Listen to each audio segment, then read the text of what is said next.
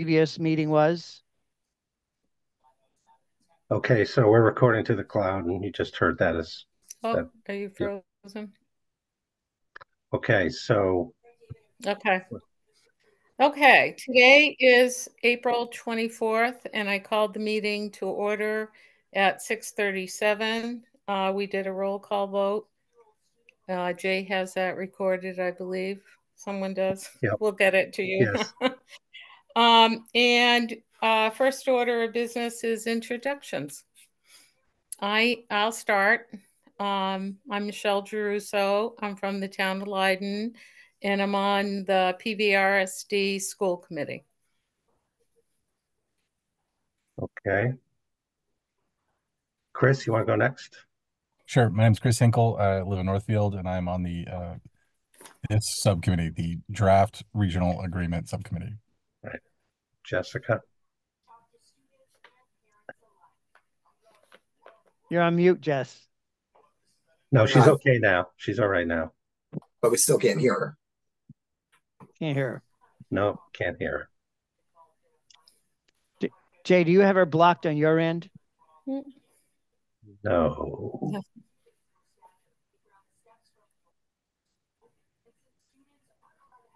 No, I don't. Jess, can you hear us? Okay, we can't hear you. Yeah, Are we you can't hear muted? you.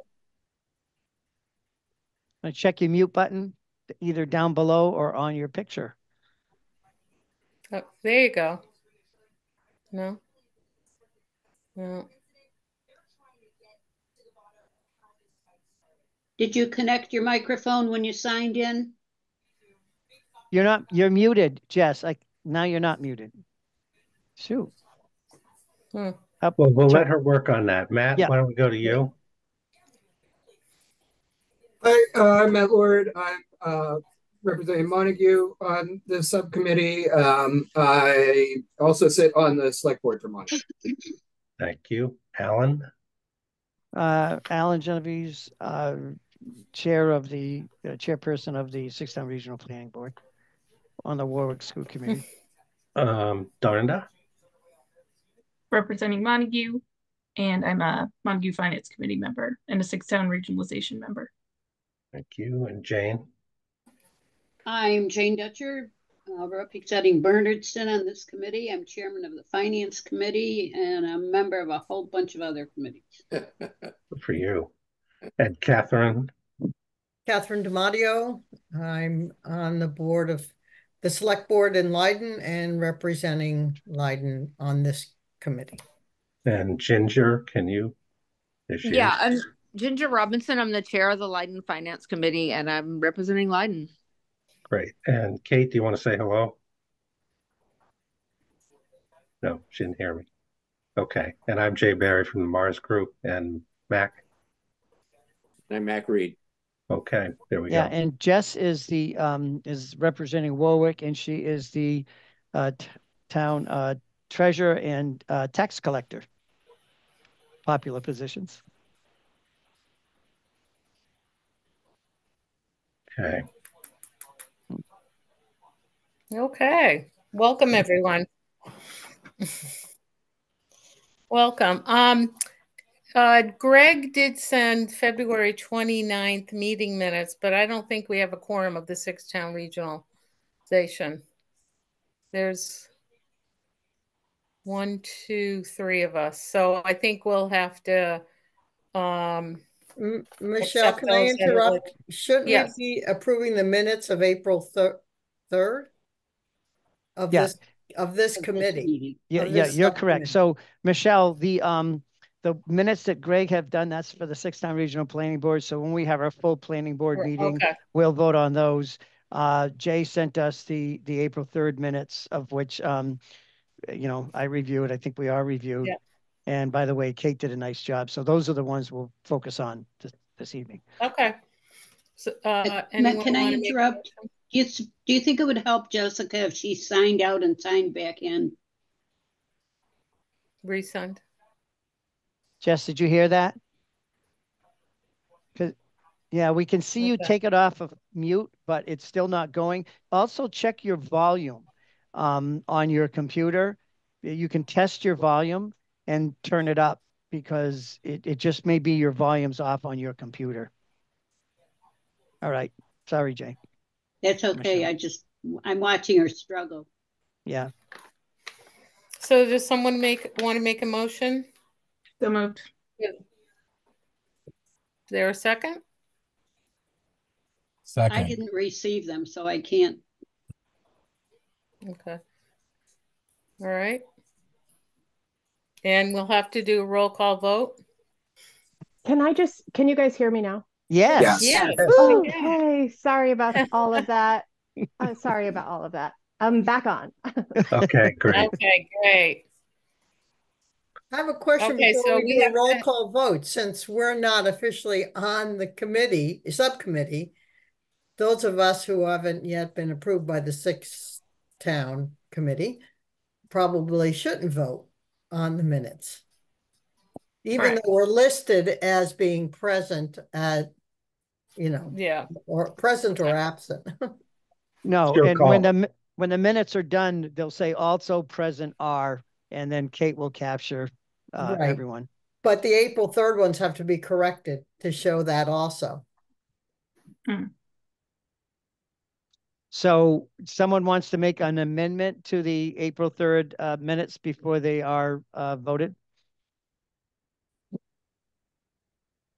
What's the correction we're looking for? Name. Do you want to state, Catherine, that there are some people who haven't been voted in? Is that what you want in Right, the minutes? and I don't know who they all are, except I know And I don't myself either. that I guess I haven't been voted in yet. It looks like the rest of the people on the list for present are voted in, and the absent people, I don't know. It seems like Ginger and I are the ones that aren't voted in. So Okay, let's Why don't skip we just over note those that? until the next meeting. well, they should be amended. That's all. But I mean, it should Yeah. just be fixed. That's it. Yeah. And you could just Yeah. say amended to reflect those that were recommended by their select boards. Can I ask a question? Did the 6th town committee choose a number that should be on this subcommittee? No, we didn't No. choose a number. What we did was we had a conversation with Jay, and he thought, he's been doing this a while, somewhere around the number 12 would be a good working number. We were looking at, it would be nice to have a representative or two representatives from each town, but you could have one. And so I think the number we're at is around 15, Jay, 14, 15. I think it's still workable. Yeah, I got around 15 when you count them all up, I think, yeah.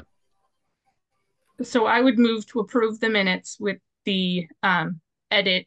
Okay, that so we'll Catherine just moved. amend those. Yeah, that Catherine be moved And to others approve them present, at a and later date. that in that case, Ginger and Deb could be removed because they haven't yet been voted in.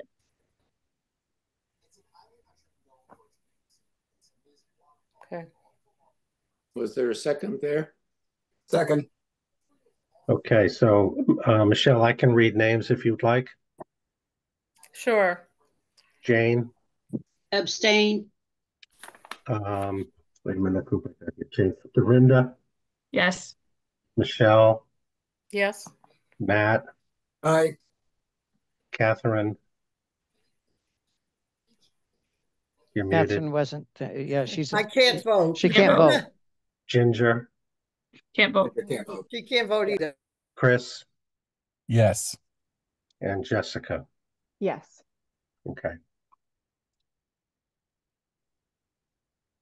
All right, so I'll hand it over to you, Jay.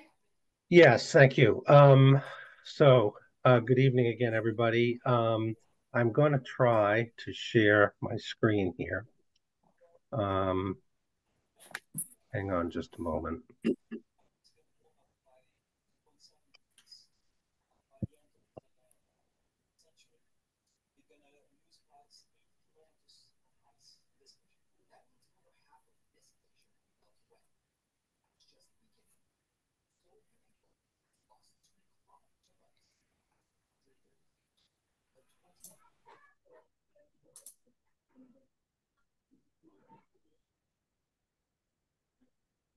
I hope I'm doing this right. I am a Zoom rookie here. Here we go.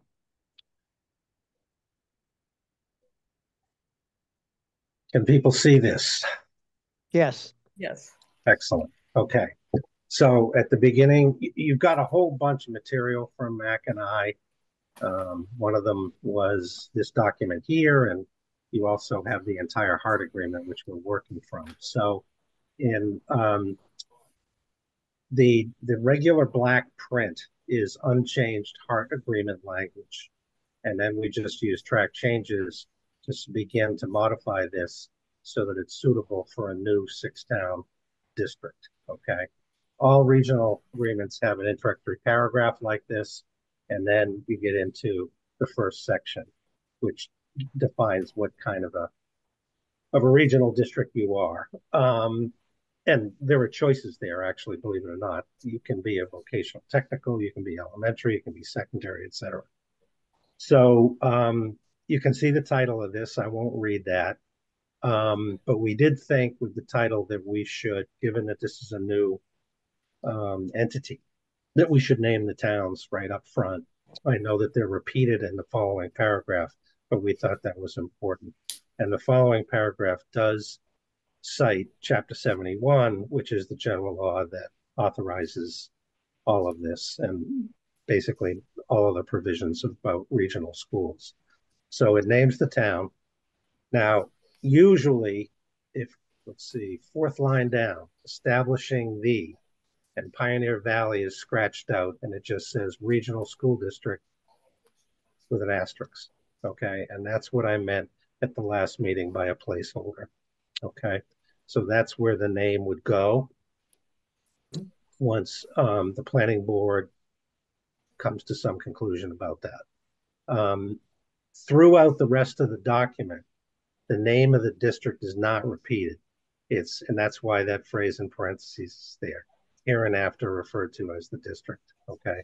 So it's just referred to that as that way as you go on. And then the concluding sentence that says it's hereby agreed as follows, okay? I'm going to talk about section 1 because there just isn't that much here, although we are looking for some input on this. So section 1 is type of regional agreement, regional district, excuse me.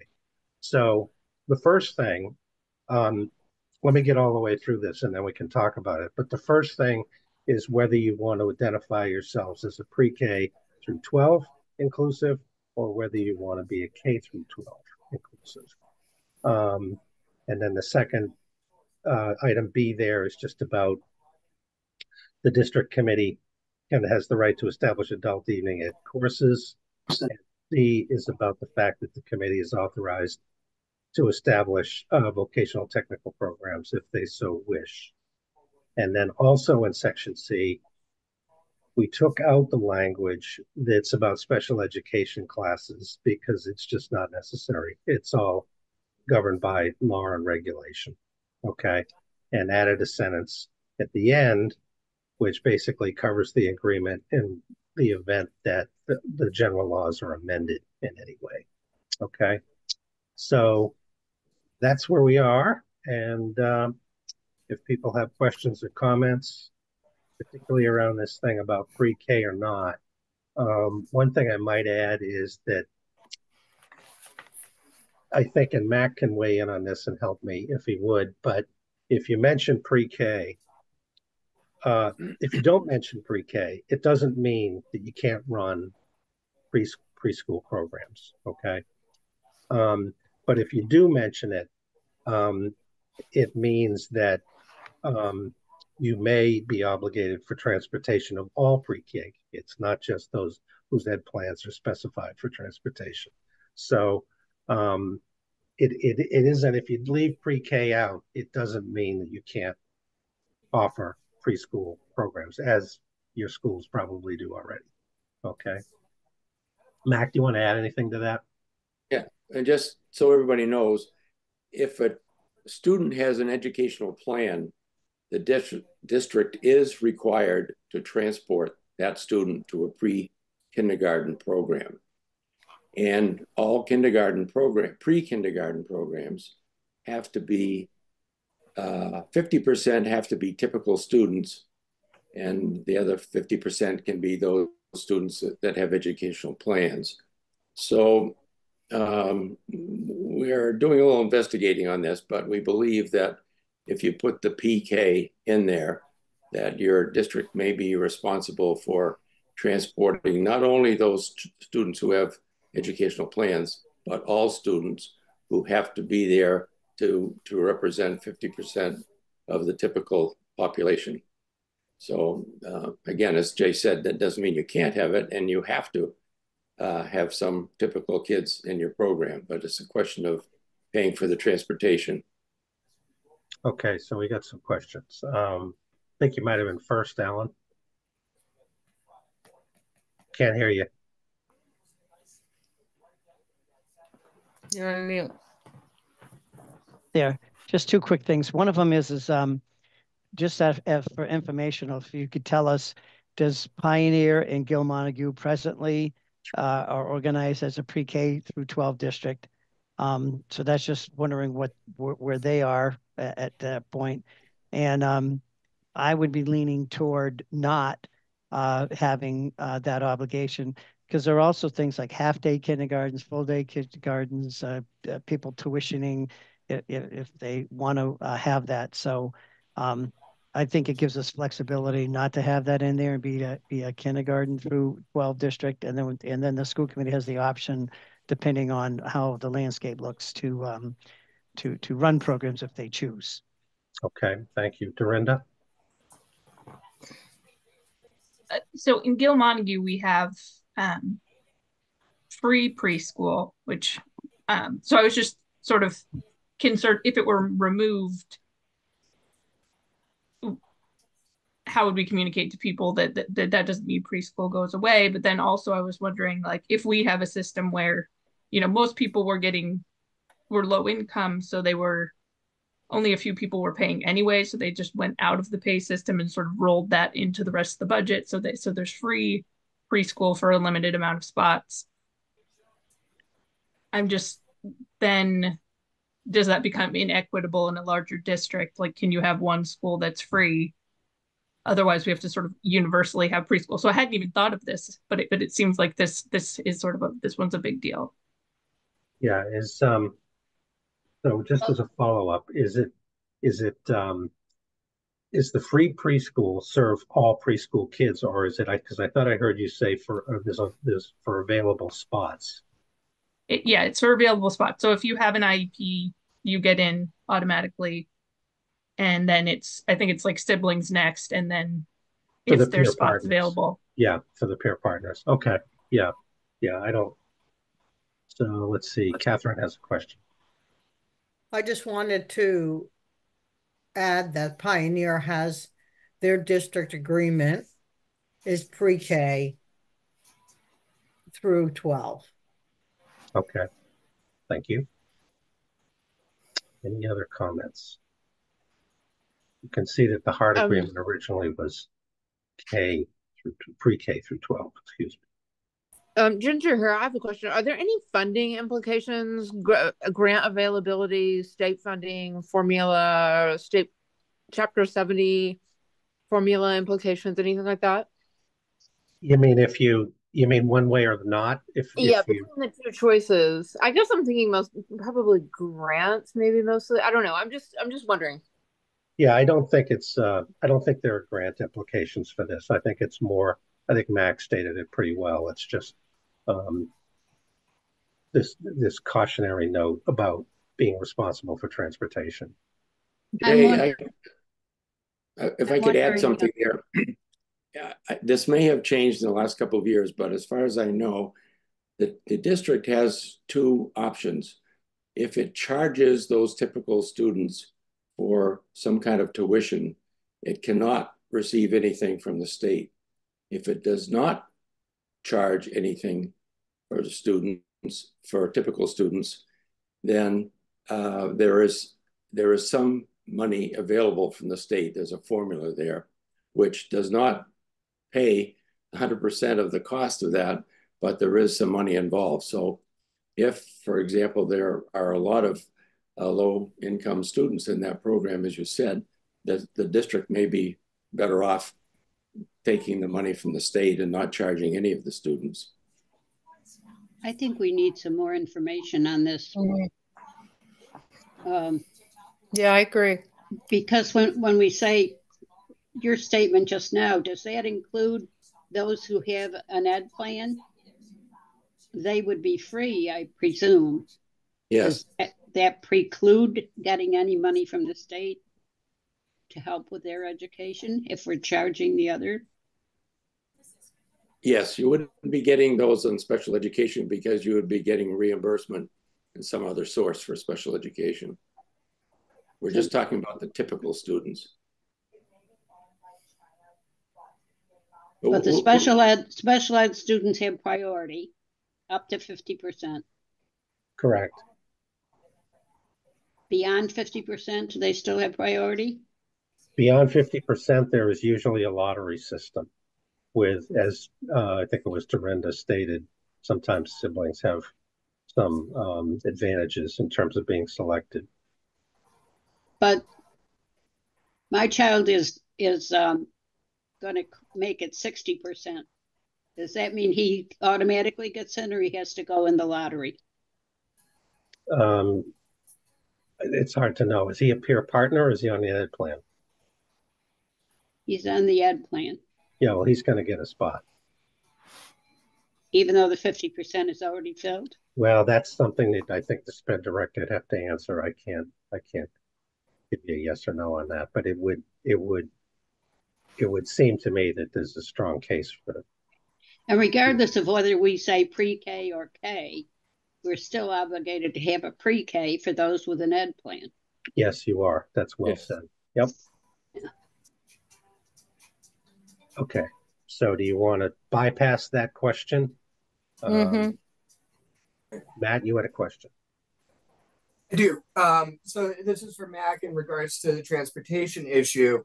I've looked at some districts' policies regarding transportation for pre-K, and these are very small children, and some of the policies I've noted, it's like if your kid can't keep themselves reasonably contained on a bus and behave appropriately, you're going to be responsible for driving them. Not if they have an educational plan. Not if they have an educational plan. Okay, so that's the kicker there. Okay, that's helpful. Thank you, Ellen. I think you're next. Yeah. So why don't we bring this back, to the next meeting? But I'd be curious to how many regional school districts are, what percent are pre-K districts? I'm guessing that some started out as K-12 and may have amended their agreements for other purposes and expanded to that. So that would be good information to have the benefit of when they were set up, and have they been amended. So it's at this point in time. Okay. Whose hand is up? Catherine, and why don't you go next? Okay, thanks. So not knowing much about all the requirements of schools, I'm curious if you have to have a pre-K for those with an education plan, do you have to provide transportation for them? Yes. Okay. For those students specifically, yes. Correct. Yep, I understand that. Thank you. And Matt, I think you had one more comment. Yeah, no, so I want to come back. It's like I'm not sure we need to belabor this. So for Catherine's comment, Pioneer Valley is pre-K. My review of the GMRSD, it includes pre-K because it says the regional school district shall include all grades up through grade 12. So the two different districts that are, would comprise the new district both include pre-K in their districts. And, Gilmontague has a further section that has to do with, you know, children in up to 6th grade would be in their hometown regional elementary schools. If we're going to continue to have something like that for this district, which is what my understanding is, sort of the broad strokes, I don't see what's to prevent us from saying this would be pre-K through grade 12 this evening. It seems like that's what we're already doing, and we're not really going to change a whole lot on operations for that program, is my understanding. Okay, I have a sort of a follow-up to that because I think that's well said, Matt. My suggestion is here that we make this, in a preliminary sense, we make it pre-K, but so it would read pre-K through 12 inclusive, because both of your existing districts are that now, and we will, in addition to that, bring you back some definition about the implications of that. How does that sound? Sounds good. Maybe we could find out how they handle transportation for the students who don't have ed plans. Yeah, we'll explore the transportation. Because a 3-year-old without an ed plan still might not be capable of riding a school bus, and that might require that we have special transportation for them. So I would be interested in a little bit more information on that. Okay. Yeah, Dorinda. Yeah, and my point was sort of like, it's also a financial decision because of the fact that we have 2 different structures in the different districts for financing preschool. Yeah. I was just flagging that. It does mean something that you're both identifying pre-K inclusive now. So why change that? But we'll get back to you about that, and in a preliminary sense, we'll make this pre-K through 12. Are there any other ideas about either the introductory paragraph or section 1? It's pretty nuts and bolts stuff. Mm-hmm. Okay, I see people nodding. Is that a good thing? Well, one question. Sure, Chris, go ahead. Any quick suggestions about what potentially is missing here, or is this what's missing? Else? Yeah, are you implying does this need anything else, or is this? No, this is how you get into the agreement. This is the introduction and the first section of the agreement. So I think this covers what we think you need to cover in these first two narratives. Great. Okay. All right. So we're not going to do a tentative approval for this yet until we get back to you with some additional information. And I am going to stop sharing. And we're going to get into section 2. Okay. Hopefully that went away. And the next thing is that Mac is going to walk us through some background information. So let me get this. If you would bring up the population document first, please, Jay. Yeah, that's where I'm going.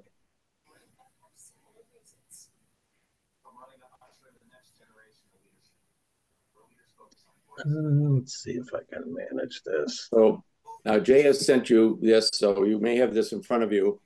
So we won't spend a lot of time on it, but it definitely has implications for the total number of school committee members you may want and how those school committee members are divided.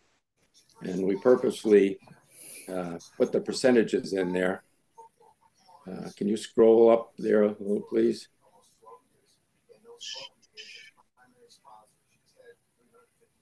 Is that better? Yes. Okay. Yes, we put the percentages in there because that, in fact, is important. And even though the state and the federal government are saying that each school committee member is responsible and needs to be responsible for the same number of constituents, no matter which town they're from.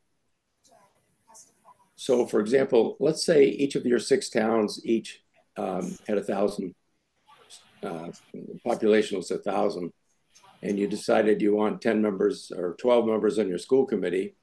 Each of those school committee members would be representing 500 people in your town. So, and the state says if you use some kind of a system that requires some kind of equal representation, it has to be within 10% of each other. So in other words, if one town had 1,020 population and one had 980, and there were one school committee member or two school committee members from each of those towns, they would be within 10% of representing the same number of constituents. So I don't know if I confused you with that. Is that understandable, at least in terms of equal representation? So you can't have one town where a school committee member represents 3,000 constituents and another town where a school committee member only represents 500 constituents. That's the point. They have to be fairly close. So you can see the other significant implication here is that one of your 6 towns has over 50% of the total population. And that will have some bearing on how you configure the school committee. This is obviously up to you, but I'm guessing that you would not want to have one community have over 50% of the vote of the whole school committee. That town then could do whatever it wanted with the budget or anything else. So that's something that it's going to be important for you all to think about. What would be a fair way of representing each of your communities? So first of all, any questions about the population? Can I weigh in for a second, Mac?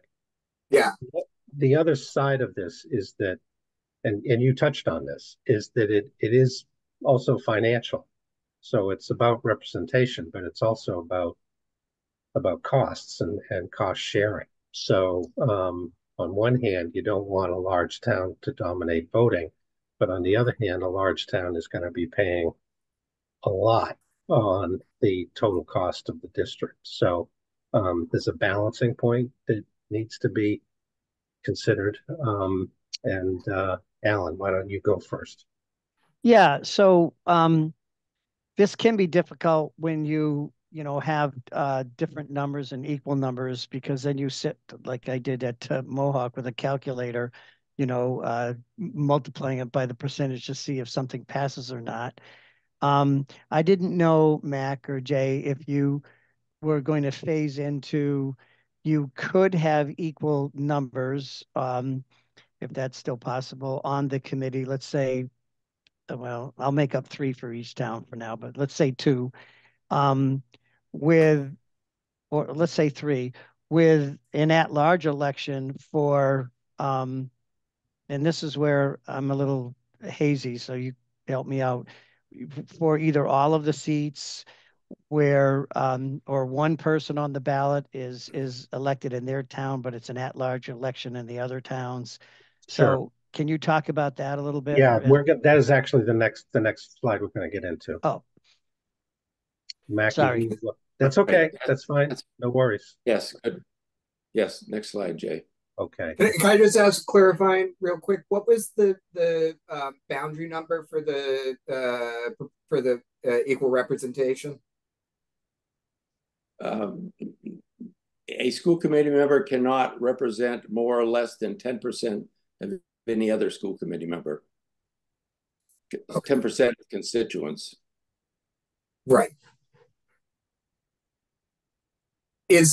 Okay. Let's go to the next slide. Thanks. I'll think about that. All right, we'll get into this with the next slide here. Yeah. I've done a little homework on the side here that it's to help you think through how this should work.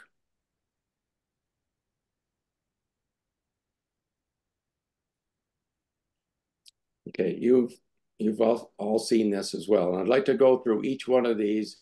Oops. Sorry about that.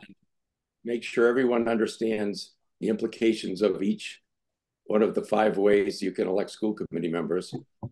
And your 2 districts are doing them, electing school committee members differently. So we can talk about that.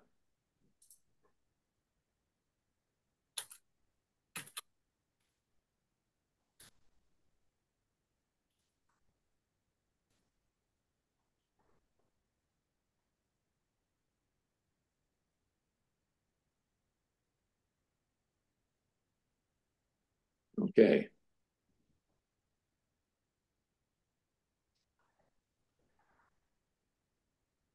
You can just scroll down a little bit or scroll up, I guess, or there you go. All right, so the first way is electing school committee members based on representation according to the population. So for a simple example, as I mentioned before, if each of your towns had 1,000 population, and you could have one school committee member from each town, you could have 2 school committee members from each town, you could have 3 school. So that's pretty simple. I started to do a little calculation. In order for you to have a school committee with everybody having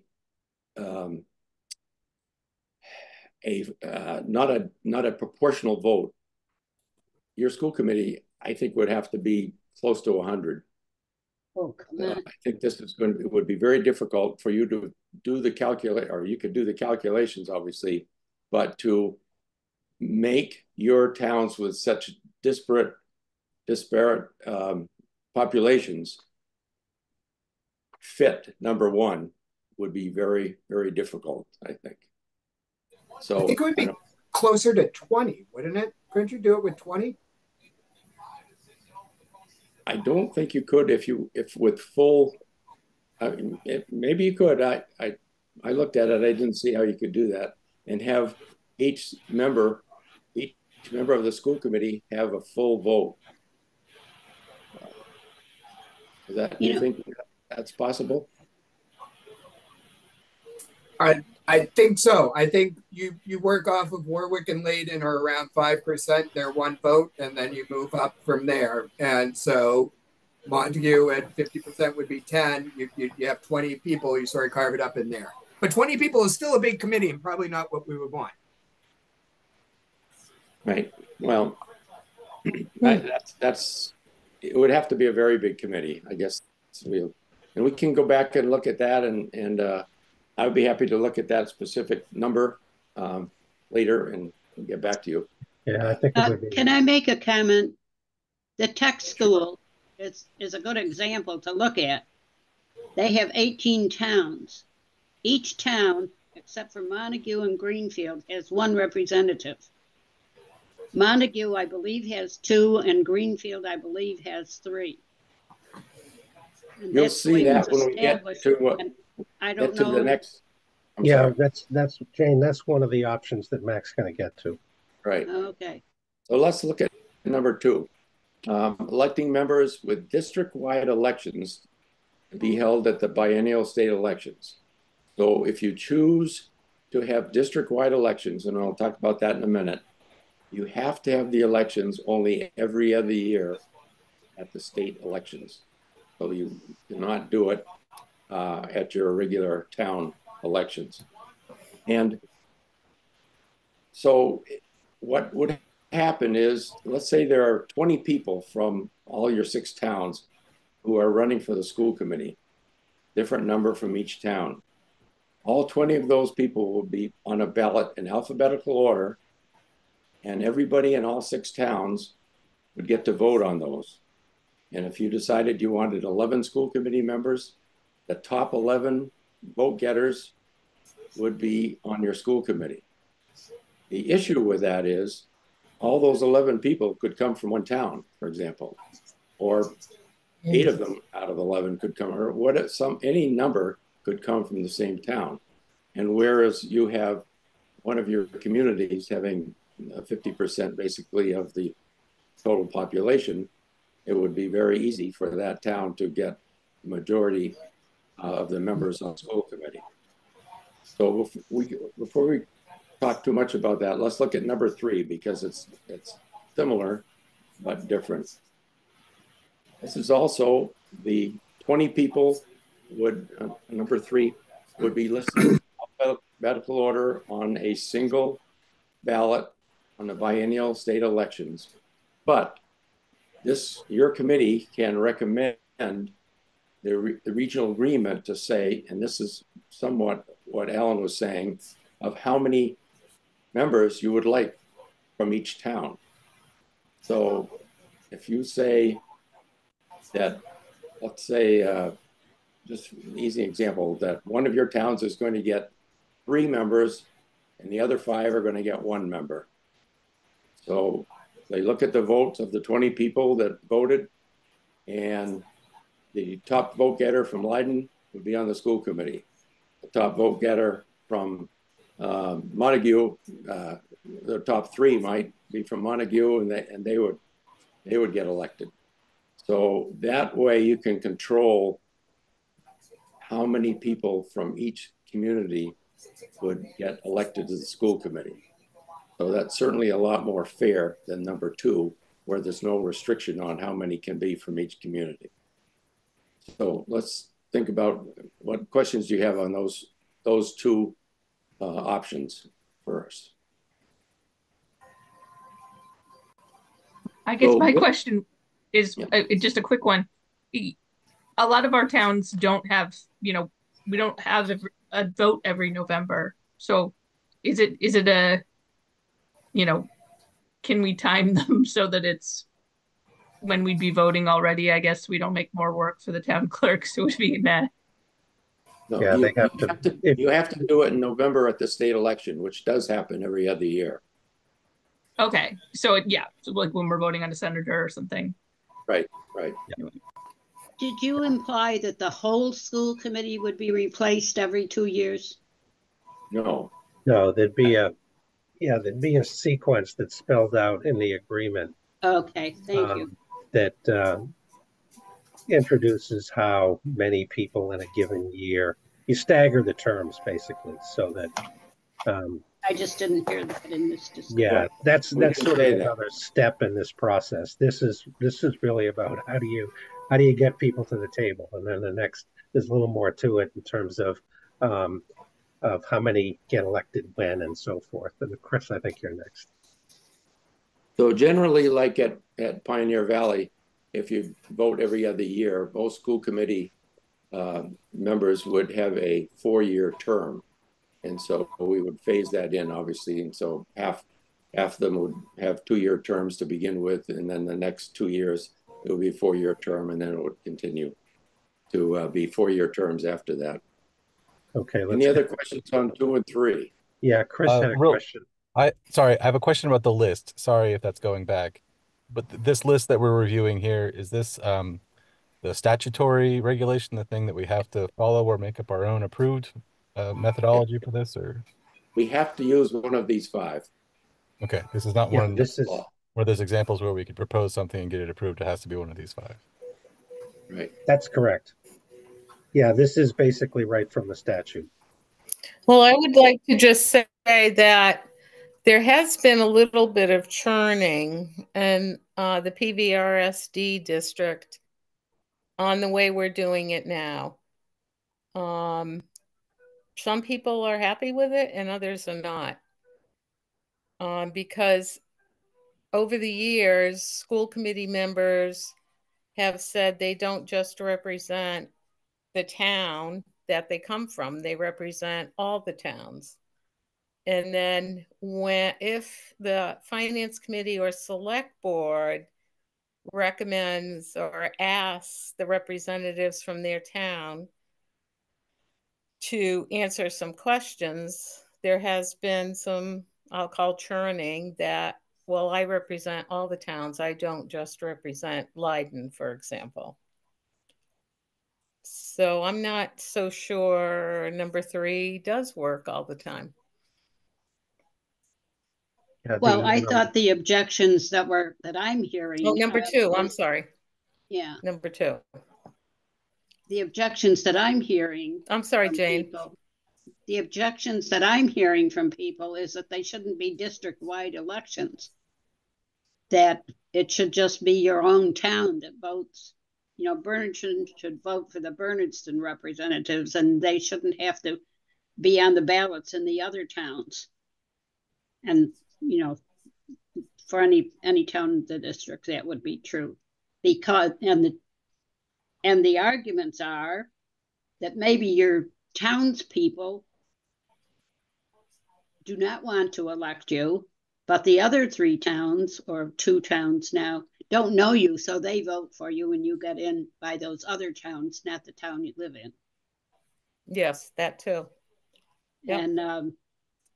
And then the other argument is, why am I voting for somebody from Northfield? I don't know the people in Northfield or Leiden. So I don't like I'm not in favor of the district-wide election stuff.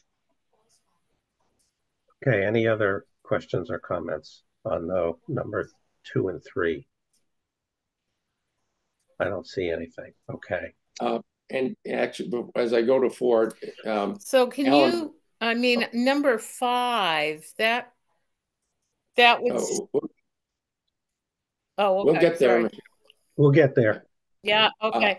I just want you to know I have a bad cord here, and sometimes everything keeps freezing up. So okay, that's all right. Sometimes I keep missing some of your comments.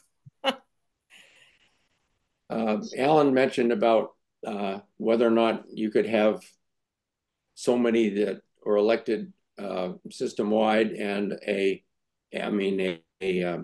system-wide person being elected, and you can do that, Alan. You could say we want 2 school committee members from each of the 6 towns, and we want 1 person elected system-wide, district-wide. So there are combinations that you could do that, Alan. So number 4 is actually something that has come into favor, but mostly with school districts that only have two towns in it.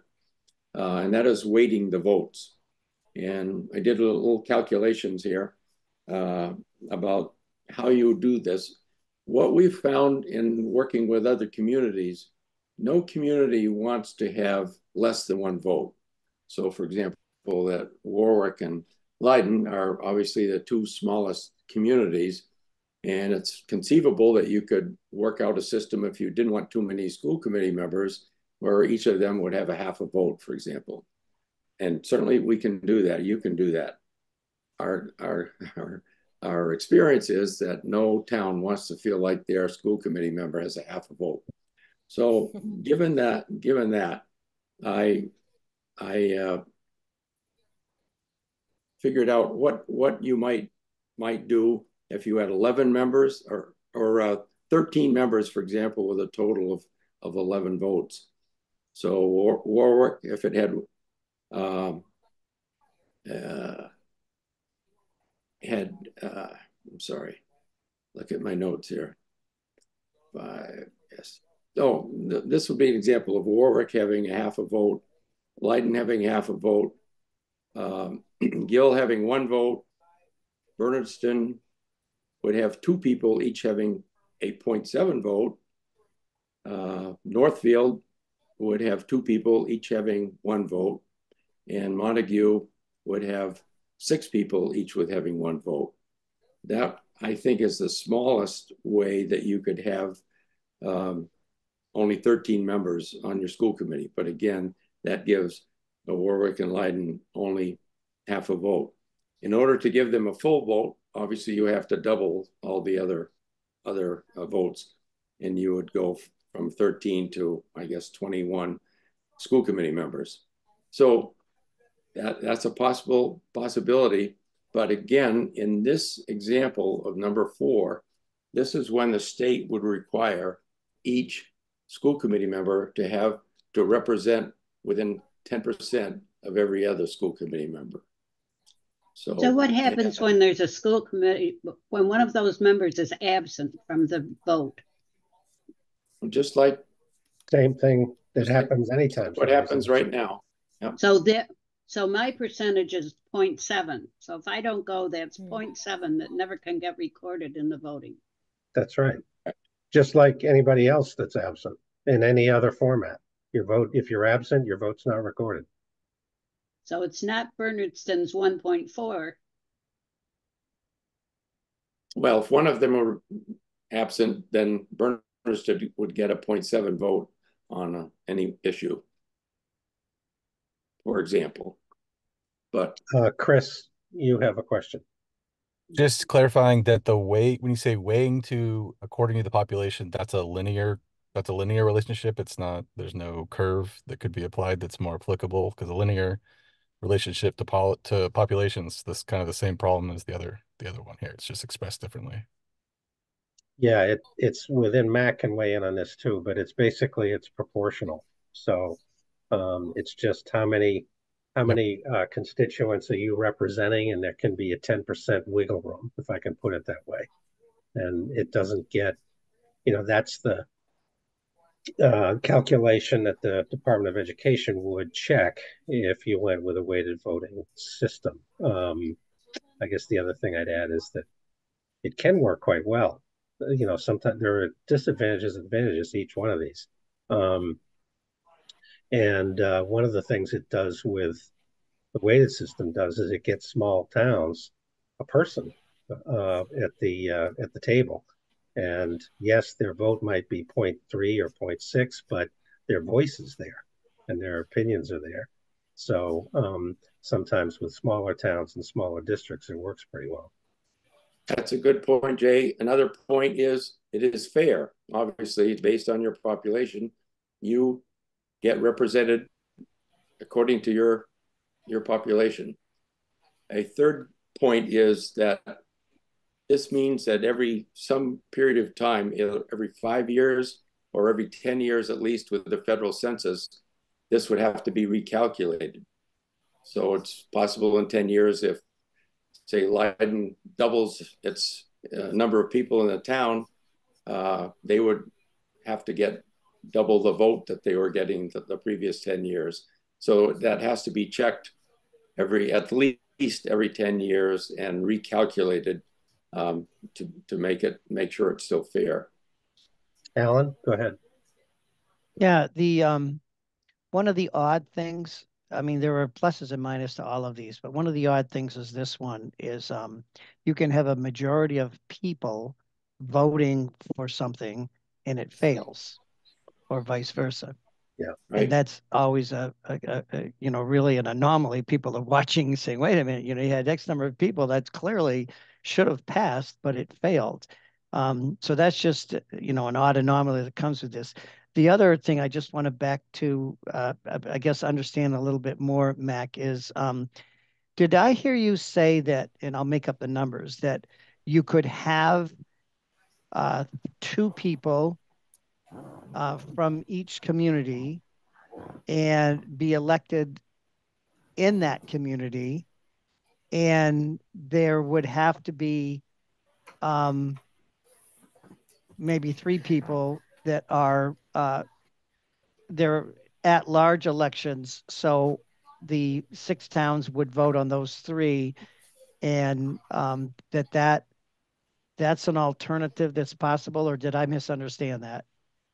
No, if I understand you correctly, that is an alternative, that you can have one, you could elect, as someone mentioned about the vocational school, 1 representative from each town and 3 elected at large, for example. And I just, while I'm speaking, that the irony or the what's difficult to think about, the state is very clear when you have a proportional representation, it has to be so close to each other. But if you pick either 2 or 3, it doesn't have to go by the population of the towns. So it's it doesn't fit the 1 person, 1 vote rule that the federal government says is supposed to happen. Well, it fits the rule in the sense that everybody's voting for everybody.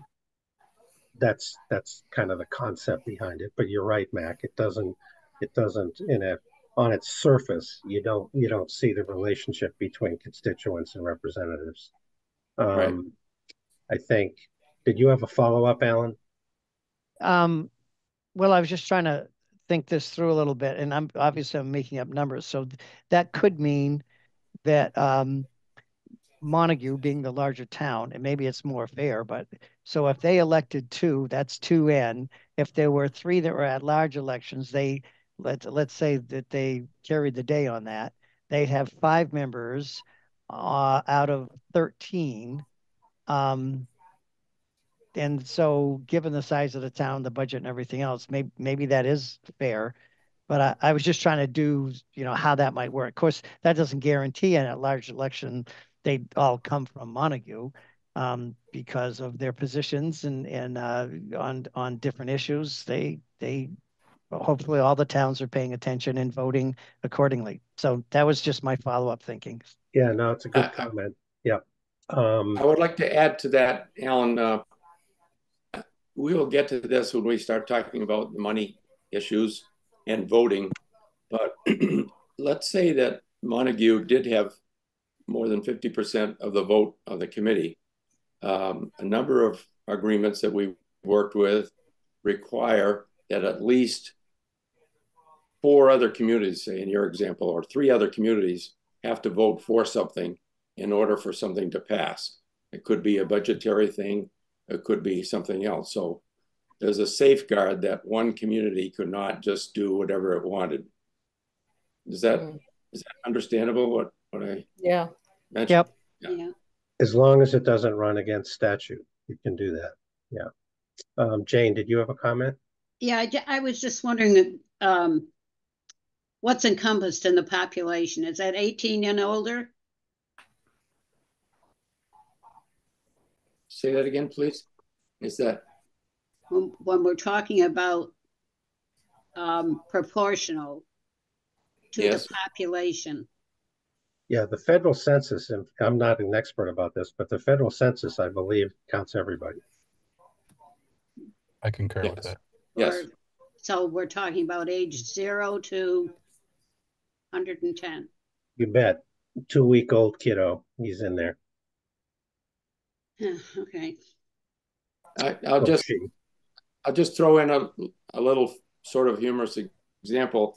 I was a superintendent in Shirley when it regionalized with Air, and Air was significantly bigger than Shirley, but the 2,000 prisoners in the Shirley prison were counted in the federal census. So by adding those 2,000 prisoners in Shirley, they had the same number of population as Air, and they each got 3 school committee members. Yeah, which is I guess it's not an argument to establish a correctional facility in your district. Catherine. Well, it could be a nursing home with a big population. Yeah. Catherine, did you have a comment? Well, yes, actually, it's a clarification, because now that we've gone all the way through number 4, I'm trying to remember how number 1 is different from number 4. And is it because the number 1 is representative apportioned according to population, and then 4 is weighing the votes according to the population? That's right. If you could just clarify for me, would 1 mean that Montague might have like a very large number versus the 1 from Warwick or 1 from Leiden? Is that how number 1 would work? It could. Catherine, the way I look at it, number 4 allows you to have a smaller school committee. In number 1, you would have to do it so there are no fractions in there. I guess I'm sorry, I forget who it was. Say that maybe you could do it with 20. I'm guessing that would be the very minimum. You could do number 1 with 20, but with number 4, you can have whatever size school committee you want and just apportion the votes. Okay. Mac, you want to say something about number 5? Yes, number 5. I don't know of any regional school district in the state other than vocational schools. I think some do this, where you could have the select board, you could have other school committee members, you could have some other elected officials appoint the school committee. As I said, I don't know of any community that does that in a. Yeah, there are Tech school is appointed by the town moderators. Right, the tech schools, I know do that. Yeah, there are a couple of academic regions that do that, Mac. There aren't any. Yeah. I guess they do that, and they do that in the town I live in, and they also do it in a couple of regionals in the eastern part of the state. So it does happen, but Mac is right that it's unusual. Is it more usual for more? Is it the more rural you get, the more usual it might be? Hearing that No, yeah, good question, Chris. It's more, my take on that is that it's more about it suits the vocational schools because they have so many towns, and so it sort of simplifies getting people onto the committee, and I think that's one reason they use it.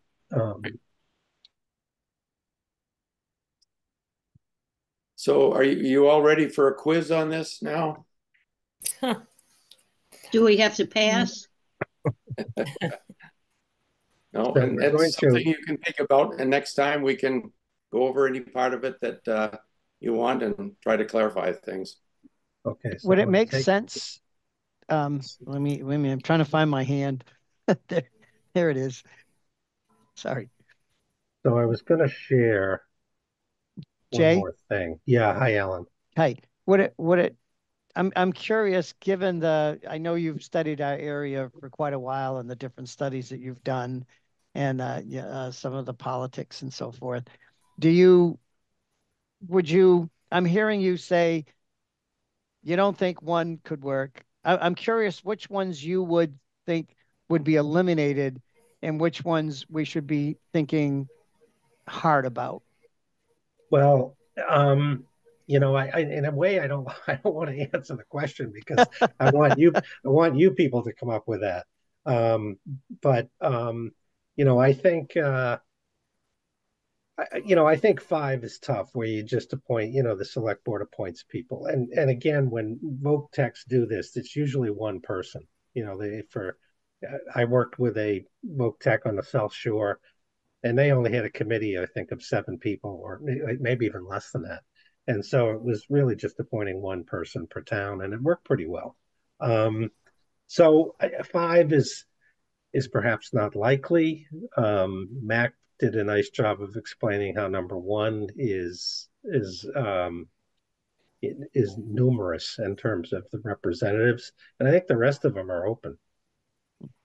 Jay, can I have you clarify when you say that 5 is unlikely? Do you mean unlikely to be an attractive thing in this contract that will get it passed, or an unattractive thing that to function, like not good for No, I think I think the voc tech systems, I think they work pretty well. The way it works in the town where I live is that the elementary is a different district than the region at the secondary level, and the elementary school committee appoints representatives to the regional school committee.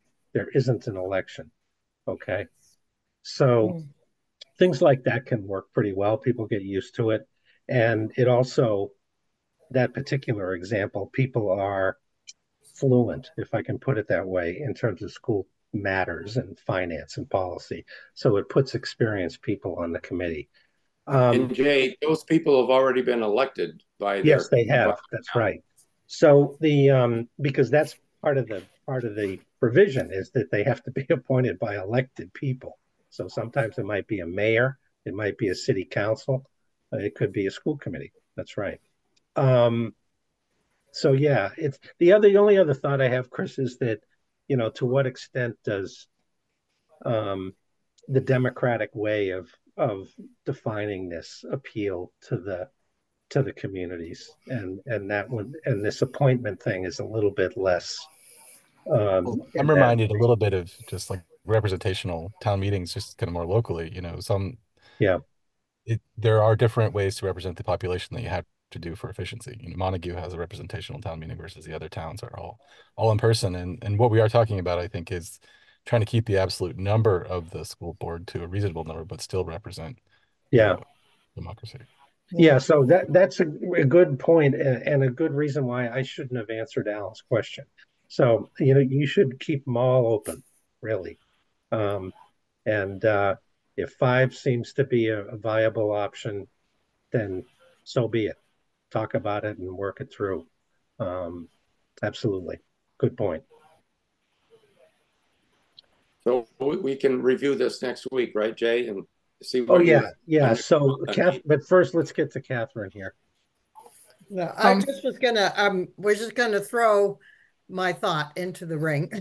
And just to say that I would lean towards 5 myself, as a way to handle both the fact that we have very small towns and very large towns in this district, and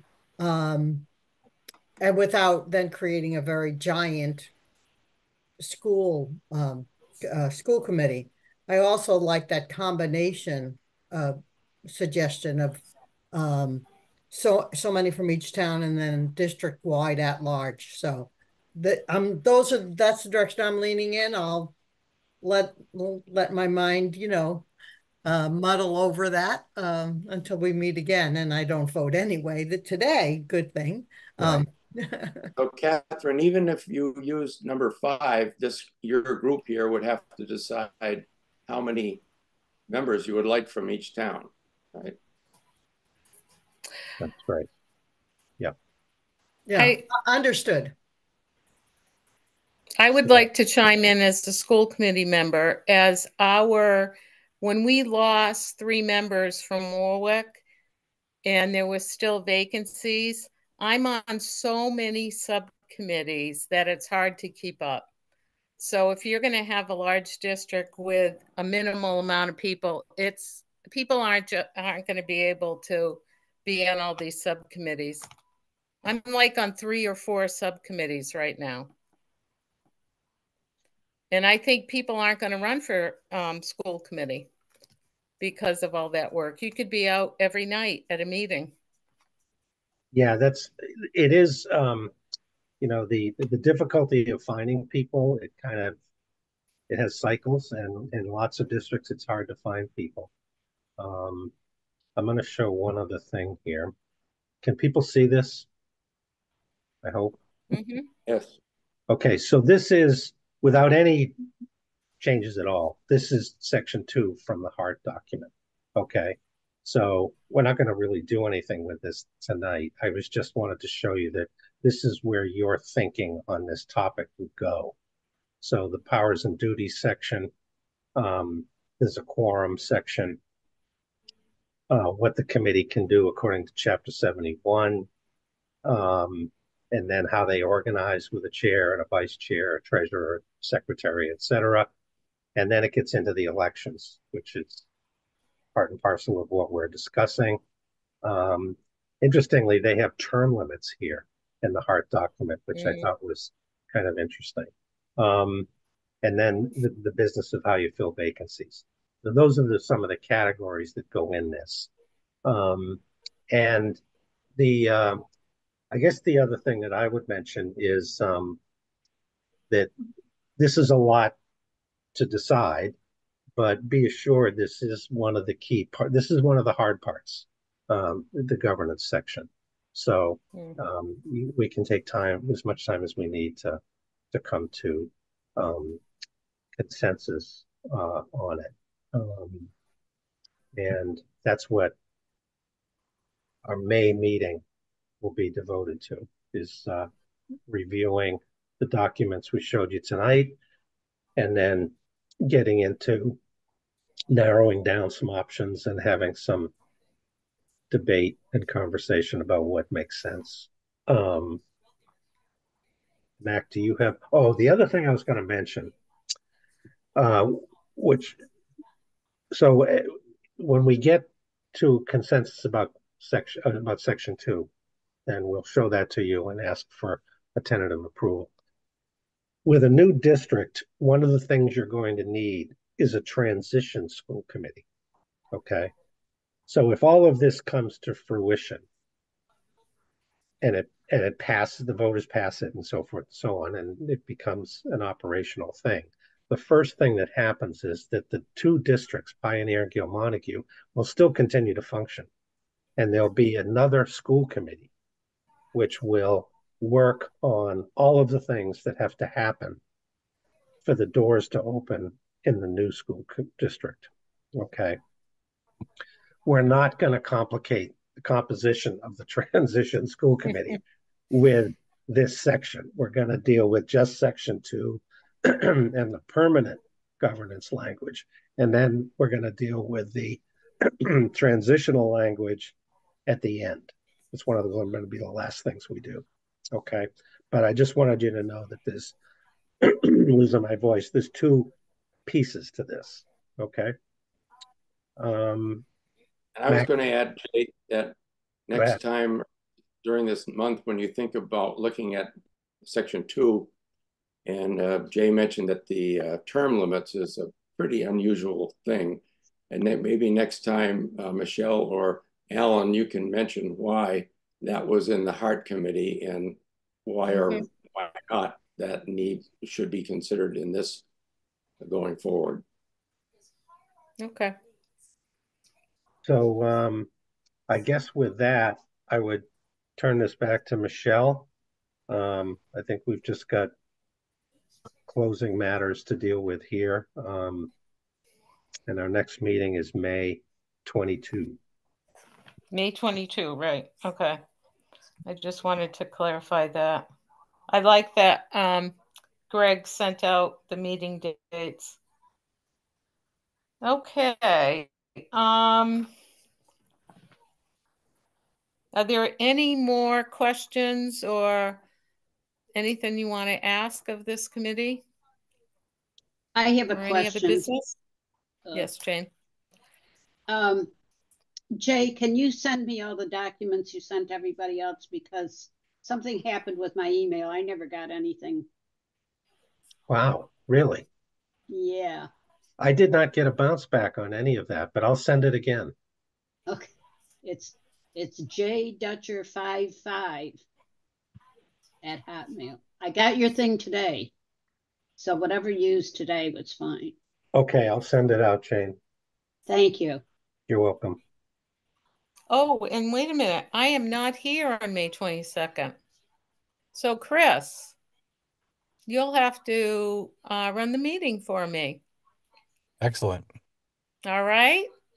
Just pointing out on Jane's email, there's a typo in the email today. It's sent to a different email address. It's missing. Can you repeat that? I'm sorry. Oh, just looking at Jane's email address for the conversation before, there's a typo in it. Yeah, I caught that, and that's why she got the more recent ones and not the first one. Thank you. Okay. Thanks, Chris. I did have one sort of informational thing.